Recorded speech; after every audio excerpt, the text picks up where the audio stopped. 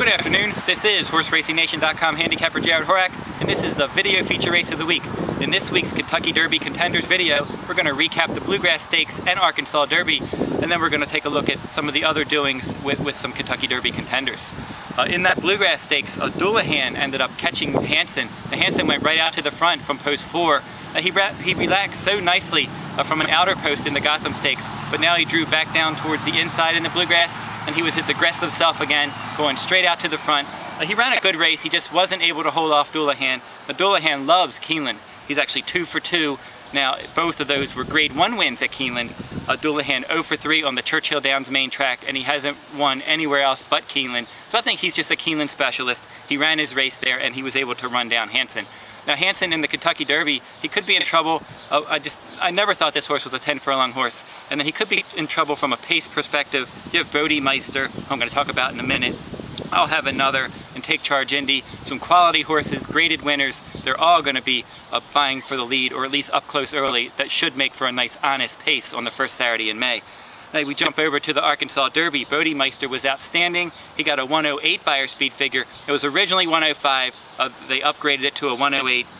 And he just dominated that race throughout. He went right out to the front from post 11. He just increased his advantage throughout. He demolished his stablemate Secret Circle and grade 3 Delta Jackpot winner Sabercat. They were your second and third place finishers, but Bodemeister was outstanding that day.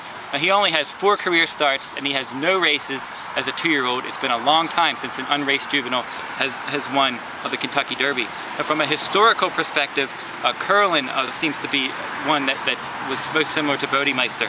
In 2007, Curlin won the Arkansas Derby by 10.5 lengths in his 3rd career start, and then he went to Kentucky and he ended up finishing 3rd on the first Saturday in May. We know that Curlin later on was outstanding, and maybe that's going to happen to Bodemeister.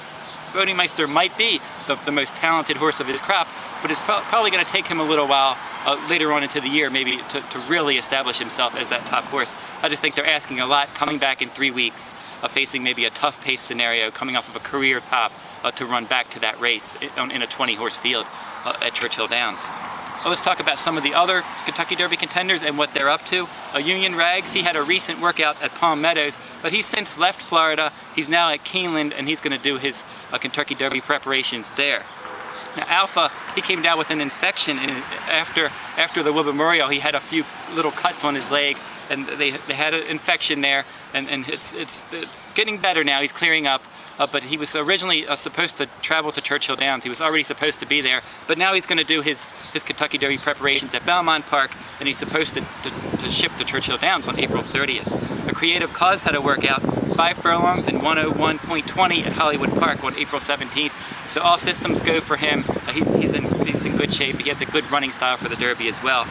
A gemologist, he's definitely a Derby contender. He's undefeated for trainer Todd Pletcher.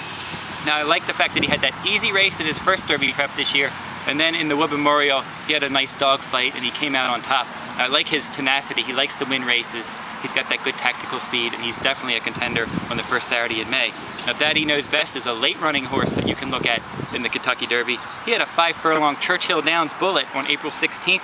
Garrett Gomez is going to ride him in the Kentucky Derby because Mike Smith was originally supposed to ride him, but he's going to jump over to Bodemeister. And if you go over to HorseRacingNation.wordpress.com, you can see my latest Kentucky Derby top 10 list, and this video will be there as well. And you can see all of my Kentucky Derby blogs that I have been posting all along the Derby trail there as well. So if you go over to go to HorseRacingNation.com, and you can see all of the top Kentucky Derby contenders. And that'll wrap up this week's video race of the week. This is HorseRacingNation.com handicapper Jared Horak. Good luck at the races.